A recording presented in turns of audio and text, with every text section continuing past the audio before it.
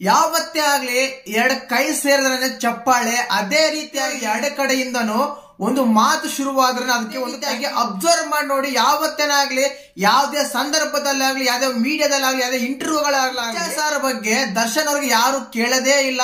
ಅದೇ ರೀತಿಯಾಗಿ ದರ್ಶನ್ ಅವ್ರ ಬಗ್ಗೆ ಕಿಚ್ಚ ಸರ್ಗೆ ತುಂಬಾ ಪ್ರಶ್ನೆಗಳು ಬರುತ್ತೆ. ಆ ಟೈಮಲ್ಲಿ ಚೆನ್ನಾಗಿರ್ಲಿ ಅಂತೇಳಿ ತುಂಬಾ ರಿಪ್ಲೈ ಕೂಡ ಕೊಡ್ತಾರೆ. ದರ್ಶನ್ ಸರ್ ಅವರಿಗೆ ಕಿಚ್ಚ ಸರ್ ಬಗ್ಗೆ ಈ ಮೀಡಿಯಾದವರಾಗ್ಲಿ ಇಲ್ಲ ಯೂಟ್ಯೂಬರ್ ಆಗ್ಲಿ ಪ್ರಶ್ನೆ ಮಾಡ್ತಾರಿಲ್ಲ. ಬಟ್ ಅವ್ರ ಕಡೆಯಿಂದ ಯಾವುದೇ ಒಂದು ರಿಪ್ಲೈನೂ ಬಂದಿರಲ್ಲ. ಆಗ ಇಬ್ರು ಒಂದಾಗಕ್ಕೆ ಸಾಧ್ಯನಾ? ಎರಡು ಕೈ ಸೇರಿದ್ರೆ ಚಪ್ಪಾಳೆ ಆಗುತ್ತೆ. ಎರಡು ವ್ಯಕ್ತಿಗಳ ಎರಡು ಕಡೆಯಿಂದನೂ ಮಿಲನ ಬಂದ್ರೆ ಮಾತ್ರ ಒಂದಾಗೋ ಸಾಧ್ಯ.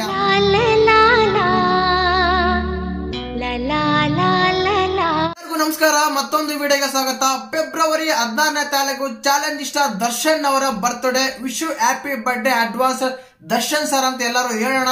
ಖಂಡಿತವಾಗ್ಲೂ ಯಾವುದೇ ಒಬ್ಬ ವ್ಯಕ್ತಿಗಾಗ್ಲಿ, ಯಾವುದೇ ಒಬ್ಬ ಫ್ರೆಂಡ್ಗಾಗ್ಲಿ ಫ್ರೆಂಡ್ಶಿಪ್ ಅಂತ ಬಂದಾಗ, ಅವರಿಬ್ಬರ ಮೇಲೆ ವೈಮನಸ್ಸು ಬಂದಾಗ ಖಂಡಿತವಾಗ್ಲೂ ಅವ್ರ ಬಗ್ಗೆ ತುಂಬಾ ಚರ್ಚೆ ಆಗ್ತಿರುತ್ತೆ ಪ್ರತಿ ಸಂದರ್ಭದಲ್ಲೂ.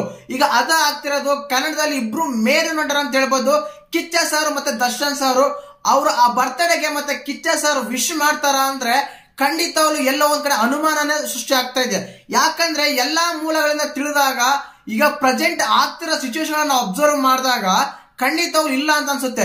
ಏನಕ್ಕಂದ್ರೆ ಇಲ್ಲ ಒಂದ್ ಕಡೆ ಈ ವಿಷಯದಲ್ಲಿ ಕಿಚ್ಚ ಸರ್ ಫ್ಯಾನ್ಸ್ ಸ್ವಲ್ಪ ನೊಂದ್ಕೊಂಡಿದಾರ ಅಂತ ಹೇಳ್ಬೋದು. ಖಂಡಿತವಾಗ್ಲೂ ಒಂದು ವಿಶೇಷವಾಗಿ ಯಾವಾಗಂದ್ರೆ ಆಸ್ಮಿ ಕಿಚ್ಚ ಅಂತ ಪ್ರಶ್ನೆ ಬಂದಾಗ ಅವ್ರೇನೋ ವಿಷ್ಣುವರ್ಧನ್ ಸಾರಿಗೆ ಆರಾಧ್ಯ ದೈವ ಅಂತ ಹೇಳಿದ್ರೆ ಅದನ್ನ ಎಡಿಟ್ ಮಾಡಿ ದರ್ಶನ್ ಸಾರು ಆರಾಧ್ಯ ದೈವ ಅಂತ ಕಿಚ್ಚ ಸಾರ್ ಹೇಳಿದಾರೆ ಅಂತ ಹೇಳಿ ಟ್ವೀಟ್ ಎಡಿಟ್ ಮಾಡಿ ಆ ಫೋಟೋ ವೈರಲ್ ಆಗಿತ್ತು. ಈ ಸಂದರ್ಭದಲ್ಲಿ ಹಲವಾರು ಜನ ಕಿಚ್ಚ ಸಾರಿಗೆ ಒಂದು ಮೆಸೇಜ್ ಹಾಕ್ತಾರೆ, ಒಂದು ಕಮೆಂಟ್ಸ್ ಕೂಡ ಮಾಡ್ತಾರೆ. ಏನಕ್ಕಂದ್ರೆ ಇನ್ಮೇಲೆ ದರ್ಶನ್ ಸರ್ ಅವ್ರ ಬಗ್ಗೆ ಮಾತಾಡೋದು ಕಡಿಮೆ ಮಾಡಿ. ಏನಕ್ಕಂದ್ರೆ ಆ ಕಡೆಯಿಂದ ಏನು ರಿಪ್ಲೈನೇ ಬರ್ತಾ ಇಲ್ಲ. ಅಂತ ಟೈಮಲ್ಲಿ ನೀವು ಮಾತಾಡಿದ್ರೆ ಅದ್ರ ಬಗ್ಗೆ ಒಂದು ವ್ಯಾಲ್ಯೂ ಇರಲ್ಲ, ಅದಕ್ಕೆ ಆ ಪದಕ್ಕೆ ಒಂದು ಸ್ಟೇಟ್ಮೆಂಟ್ ಸಿಗಲ್ಲ. ಖಂಡಿತವಾಗ್ಲೂ ಬೇಡ ಅಂತೇಳಿ ಕಿಚ್ಚ ಸರ್ ಅಭಿಮಾನಿಗಳು ತುಂಬಾ ಜನ ಕಮೆಂಟ್ಸ್ ಕೂಡ ಮಾಡಿದ್ರು. ಯಾಕಂದ್ರೆ ಇದಕ್ಕಿಂತ ಮುಂಚೆ ಹೇಳಿದೆ, ಎರಡು ಕೈ ಸೇರಿದ್ರೆ ಚಪ್ಪಾಳೆ ಆಗುತ್ತೆ. ಎರಡು ವ್ಯಕ್ತಿಗಳಿಂದ ಆ ವ್ಯಕ್ತಿಗಳಿಂದ ರಿಪ್ಲೈನ ಬಂದ್ರೆ ಅದಕ್ಕೆ ಒಂದು ಸ್ಥಾನ ಅಂತ ಸಿಗುತ್ತೆ. ಪ್ರತಿ ಸಂದರ್ಭದಲ್ಲೂ ಕಿಚ್ಚ ಸಾರೇ ಮಾತ್ರ ದರ್ಶನ್ ಅವ್ರ ಬಗ್ಗೆ ಮಾತಾಡ್ತಾರೆ. ದರ್ಶನ್ ಸರ್ಗೆ ಒಳ್ಳೇದಾಗ್ಲಿ ಅಂತಾರೆ, ನಮ್ಮಿಬ್ಬರ ಸಮಸ್ಯೆ ಏನು ಹುಡ್ಕೋಣ ಅಂತ ಟ್ರೈ ಮಾಡ್ತೀವಿ ಅಂತಾರೆ.